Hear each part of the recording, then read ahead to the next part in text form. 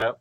But yeah, and the last guy we're going to speak about, we saved the best to last. The main man himself, Vince McMahon. So, what's your best Vince McMahon story, and what was your relationship like with him?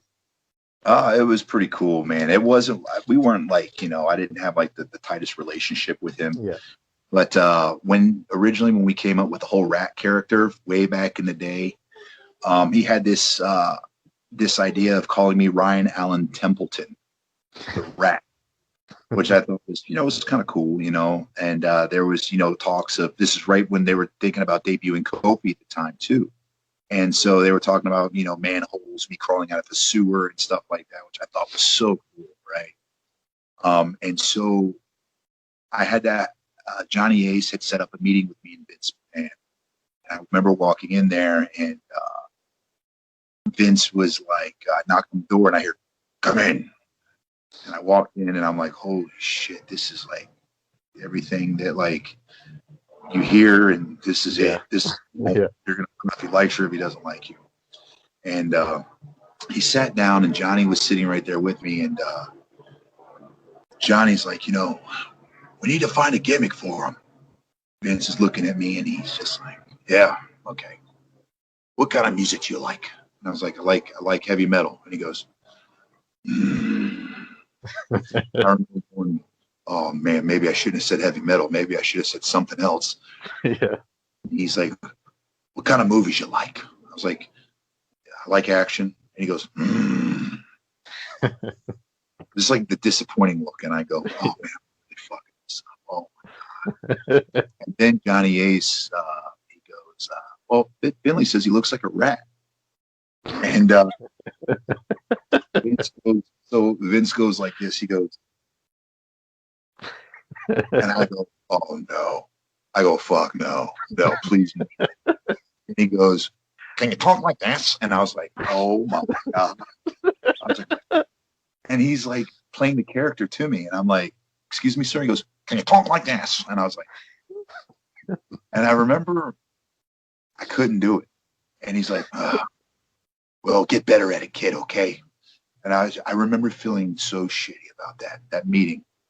I remember going to my hotel that night, and I got tissues, and I stuck them up my nose so that I could talk like this. And so I practiced all night. And then I came down. I was in catering. Johnny pulls up right next to me with his tray, and he goes, kid, how you doing? I go, I'm doing okay, Mr. Ace. And he looked at me, and he goes, come on. He grabbed me by my hand.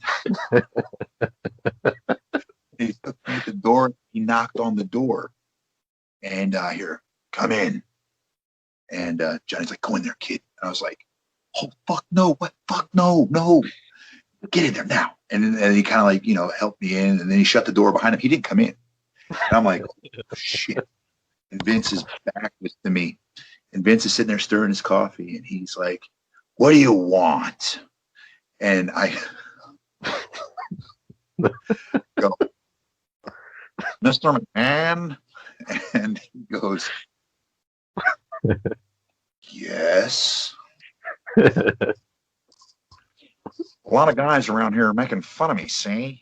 And he's like, then he's around with his coffee, he's stirring it. And he goes, yeah, what are they saying? And I go, they're saying I talk funny. And he's like, oh, yeah? You know what I say? And I was like, no, Mr. McMahon, what are you saying? And he's like, I say, fuck them. I was like, fuck them. And then I just remember like walking out of that door feeling this accomplishment. But then when I shut the door, I'm like, I think I just shot myself in the foot too. Like, holy shit, I got the dumbest character possibly. But that was probably the most memorable story I've got with him, with when it was like really one-on-one interaction. Yeah. But Vince is, he's a great guy.